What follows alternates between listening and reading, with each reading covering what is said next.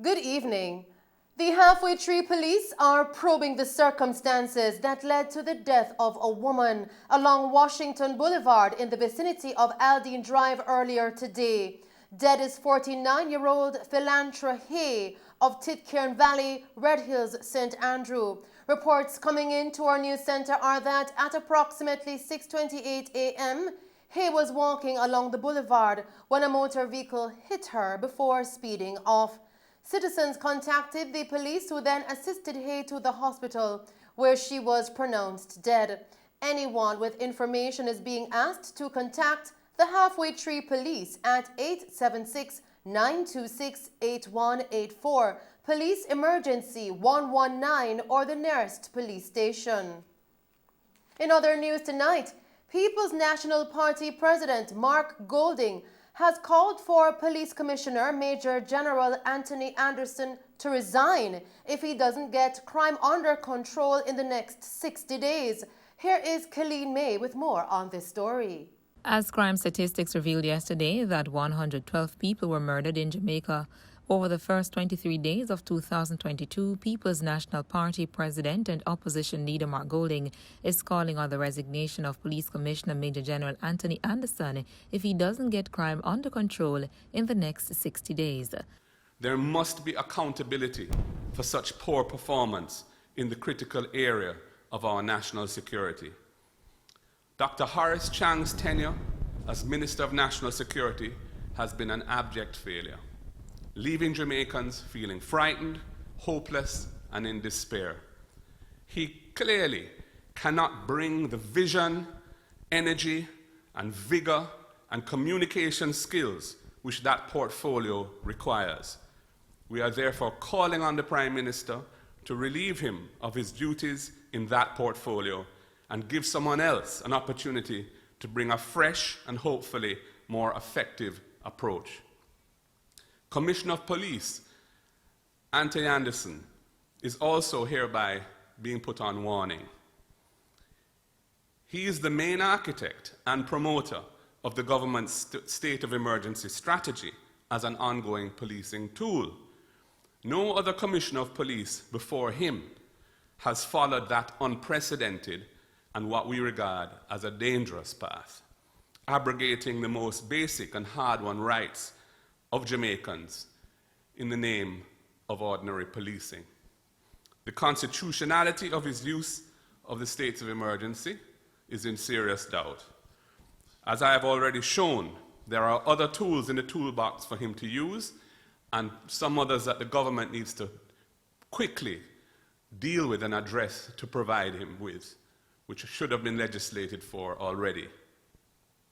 If the Commissioner cannot find another strategic approach to getting the crime problem under control within the next 60 days, I think he must call it a day as well and allow someone else to take up the mantle of Commissioner. During a press conference held at the party's headquarters, Mr. Golding also said that the government failed to meet deadlines on two key crime-fighting legislations. There are also other critical pieces of crime-fighting legislation, such as the Enhanced Security Measures Act and a new Firearms Act, which the government committed to delivering on a timely basis as part of the consensus agreement which established CMOC, the Crime Oversight and Monitoring Committee, which is a bipartisan committee on which civil society is also represented. The government has been tardy and negligent, failing to meet the stated deadlines for this important legislation, which should already be in place, but has not even reached Parliament. The government needs to get its act together and bring those bills to Parliament immediately. More fundamentally, the government's approach to national security is unbalanced and has led Jamaica to becoming an increasingly violent and dangerous place. Generally speaking, Jamaica needs to tackle the deep inequalities in our society, investing in repairing the most egregious manifestations of that inequality if we are to achieve sustained improvements in our national security situation. For his part, opposition spokesperson on national security Peter Bunting reiterated that there has been a misallocation of funds and resources in the Jamaica Constabulary Force.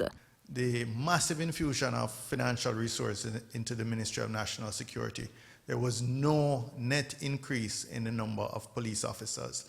It was over 2,000 below the established complement of the force.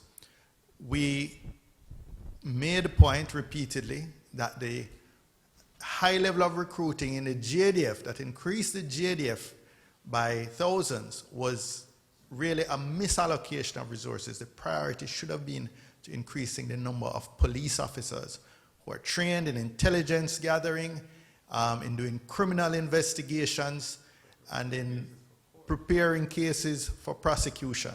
None of these things are the strength or the core training, if at all, in the military. So we've really seen an inefficient allocation of the massive increase in resources, 10 times in terms of the capital allocations. And yet we're not seeing the results because the expenditure has not been in the priority areas. Reporting for Mello TV News, I'm Colleen May. Stay tuned for the full PNP press conference following this newscast. In the meantime, Police Commissioner Major General Anthony Anderson has reported that lottery scamming and gang conflicts remain the primary driver of murders in Jamaica. Since the start of the year, more than 100 persons have been killed, with St. James accounting for 22, the highest number of homicides in a police division. Yesterday, Anderson and Chief of Defense Staff Rear Admiral Antoinette Weems-Gorman briefed the cabinet on the security challenges. The government said that they have provided an update on the crime situation as well as the threats with which the security forces are contending. Major General Anderson reportedly told the cabinet that the police have started particular initiatives aimed at reducing murders. Meanwhile, the Chief of Defense Staff cited border control initiatives as well as medium and long-term strategies geared at addressing incidents of violence. The government said Major General Anderson and Rear Admiral Weems-Gorman made recommendations on how to assist the security forces in the fight against crime, but its release did not provide the details. The government has said the soon-to-be-tabled amendments to the Firearms and the Bail Acts, as well as other initiatives in the short and long term, will support the efforts of the security forces in securing Jamaica. Continuing with the news tonight, the Private Sector Organization of Jamaica, PSOJ, has called for productive and expedient negotiations with the rank and file members of the Jamaica Constabulary Force, JCF, regarding the outstanding wage payments dating as far back as 2008. The organization stated in a release that they are making this plea while acknowledging that the government of Jamaica has to exercise fiscal responsibility in its affairs and that the economy has demonstrated some resilience and recovery in particular areas since the emergence of the COVID-19 pandemic. The PSOJ also stated that while the trial between the JPF and the government is set for the Supreme Court on April 4 and 5, 2022, they strongly believe that more can be done to show a greater level of appreciation to the members of the JCF to keep them engaged, feeling valued and fairly compensated. Meanwhile, Chairman of the Federation, Corporal Rohan James, in an interview with our news team, responded to the PSOJ statement. The Federation welcomed the pronouncement by the Private Sector Organization of Jamaica, and we also welcome the other stakeholders urging the government to respond to their duty in relation to settling the outstanding salary remuneration issue with the Jamaica Police Federation and the rank and file membership. And we are hoping that good sense will prevail because we are prepared to go and sit at the table and to flesh out the issue in the interest of the membership and the citizens of this country. We are not averse to sitting for hours. As long as it is meaningful, we are prepared to sit at the table. But we are not going to continue to suffer the men and women and the dignity that we believe that the government ought to by now recognize the importance of national security and the role that the rank and file plays in the economic growth prospect for this country. We are simply saying that the government should by now realize that the force is operating at a deficit and the commissioner needs all the support and the hands on deck, and they must seek to now demonstrate the will of the people by providing the resources that the Public Management Debt Act of 2013, Section 10F, facilitates the Minister of Finance to do in the interest of national security. We are not prepared to sacrifice the citizens of this country any longer, and I'm appealing to the government to let good sense prevail, provide the resources, and act in the interest of the citizens. Still tonight, Stair Town in St. Anne was the scene of a heated altercation between two men on Thursday, resulting in one of them being fatally stabbed. Dead is 42-year-old contractor Rohan Wilson from Stair Town. It was reported that Wilson and another man were involved in an argument that later developed into a physical confrontation at approximately 6:30 p.m. During the feud, Wilson was allegedly stabbed in the neck by the man who later fled the scene. The wounded man was assisted to the hospital where he died. A manhunt was subsequently launched by the police for the culprit, who was apprehended sometime later in Ocho Rios. The suspect remains in custody pending a question and answer session with the police in the presence of an attorney. We turn our attention now to tonight's COVID-19 update, where Jamaica reported 754 new cases of COVID-19 and 10 virus-related deaths yesterday. Now, this increases the total of cases of the virus since the start of the pandemic to 121,436 and the death toll to 2,609. Of the newly reported cases, there were 461 females and 293 males, ranging in age from 42 days to 99 years. The cases were recorded in Kingston and St. Andrew with 187 cases. St. Catherine recorded 136 cases. St. James 76. St. Elizabeth 71. Westmoreland recorded 68 cases. St. Mary 45. St. Thomas recorded 33 cases. Manchester recorded 28 cases. Portland recorded 27 cases, while Trelawney recorded 24 cases. Clarendon recorded 22 cases. Hanover 21, and St. Anne recorded 16 cases. Meanwhile, the latest victims include 3 males aged 62, 76, and 90, and 3 females aged 71, 81, and 82 from St. Catherine. Also among the victims are 3 females aged 59, 92, and 96, and a 57-year-old male from Kingston and St. Andrew. 5 of the deaths were previously reported as under investigation. The deaths occurred between March 2021 and January 2022. Now, according to the latest statistics from the Ministry of Health and Wellness, the country also recorded 88 new recoveries, increasing the total of recovered persons now to 68,551, while there are 13,004 cases currently active. In the meantime, the nightly 10 p.m. to 5 a.m. curfew that has been in place to help curb the spread of COVID-19 on the island has been extended by another 2 weeks until February 10. Prime Minister Andrew Holness made the announcement earlier today during his presentation in the House of Representatives.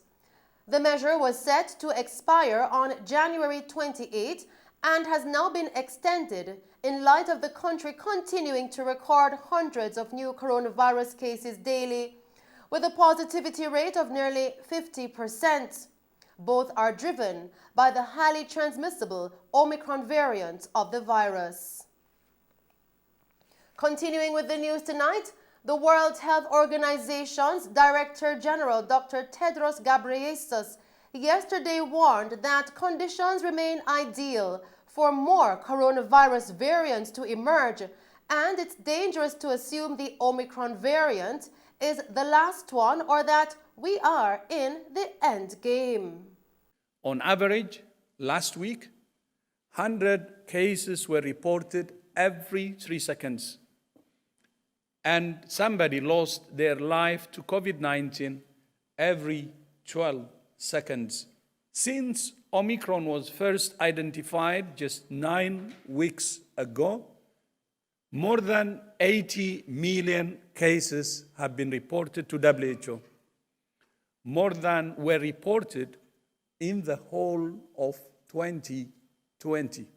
It's true that we will be living with COVID for the foreseeable future, and that we will need to learn to manage it through a sustained and integrated system for acute respiratory diseases, which will provide a platform for preparedness for future pandemics. But learning to live with COVID cannot mean that we give this virus a free ride. There are different scenarios for how the pandemic could play out and how the acute phase could end. But it's dangerous to assume that Omicron will be the last variant or that we are in the end game. On the contrary, globally, the conditions are ideal for more variants to emerge. However, Dr. Ghebreyesus said the acute phase of the pandemic could still end this year if some key targets are met. To change the course of the pandemic, we must change the conditions that are driving it. We recognize that everyone is tired of this pandemic, that people are tired of restrictions on their movement, travel, and other freedoms, that economies and businesses are hurting, and that many governments are walking a tightrope, attempting to balance what is effective with what is acceptable to their people. Each country is in a unique situation and must chart its way out of the acute phase of the pandemic with a careful, stepwise approach. It's difficult, and there are no easy answers, but WHO continues to work nationally, regionally, and globally to provide the evidence, the strategies, the tools, and the technical and operational support countries need. If countries use all of these strategies and tools in a comprehensive way, we can end the acute phase of the pandemic this year. Dr. Ghebreyesus further explained ways in which the COVID-19 pandemic can end as a global crisis this year. We can end COVID-19 as a global health emergency, and we can do it this year. It means achieving our target to vaccinate 70% of the population of every country with a focus on the most at-risk groups. It means reducing mortality through strong clinical management, beginning with primary health care and equitable access to diagnostics, oxygen, and antivirals at the point of care. It means boosting testing and sequencing rates globally to track the virus closely and monitor the emergence of new variants. It means the ability to calibrate the use of public health and social measures when needed. It means restoring and sustaining essential health services. And it means learning critical lessons and defining new solutions now, not waiting until the pandemic is over. Still making Mello TV news, Bertel Moore, chairman of the Westmoreland Municipal Corporation, WMC, has said that he will not be forced to disrupt the livelihood of small business operators in order to build a fruit and vegetable market in Negril. Speaking at a press conference yesterday, Moore, who is also councillor for the Negril division in which the market is to be built, said he has no intention of evicting the current occupants of the property unless a suitable alternative location is found for them to conduct trade while the market is being constructed. Moore was reacting to statements made by local government minister Desmond McKenzie, who last week accused the local municipality of not delivering timely services, pointing to what he called the corporation's tardiness in serving notices to have the vendors relocated from the market. Minister McKenzie had announced that $75 million had been allocated for the construction of a fruit and vegetable market in 2017. However, only a soil test paid for by the Negril Chamber of Commerce has been done since then. The plans have not yet been approved and more vendors have also moved onto the property since then. Still tonight, Councillor for the Montego Bay South Division and Deputy Mayor of Montego Bay, Richard Vernon, is moving to secure the recently refurbished Mount Salem Community Center. To this end, Councillor Vernon has started work to construct a concrete perimeter wall at the center. Now, this project forms part of the councillor's signature project for the division. An $18 million rehabilitation project was recently completed at the Mount Salem Community Center. The center is now equipped with a new computer lab as well as renewed space for community activities. Speaking about the project, Councillor Vernon said that the wall will increase security for the physical building as well as those who are using it, adding that the rehabilitation of the Mount Salem Community Center represents an attempt to address crime from a socio-cultural standpoint, which is an effort coming out of the office of the Prime Minister. He also explained that the wall is being constructed to protect the future of the community center. Other aspects of Councillor Vernon's signature project include a major sidewalk rehabilitation program as well as the refurbishing of a changing room at the Mount Salem Community Playing Field. The signature project is funded by the St. James Municipal Corporation. And that's our news package for you tonight. Thank you for tuning in to Mello TV Evening News at 8. I am Shelley Ann Hill. Do stay safe and pleasant viewing.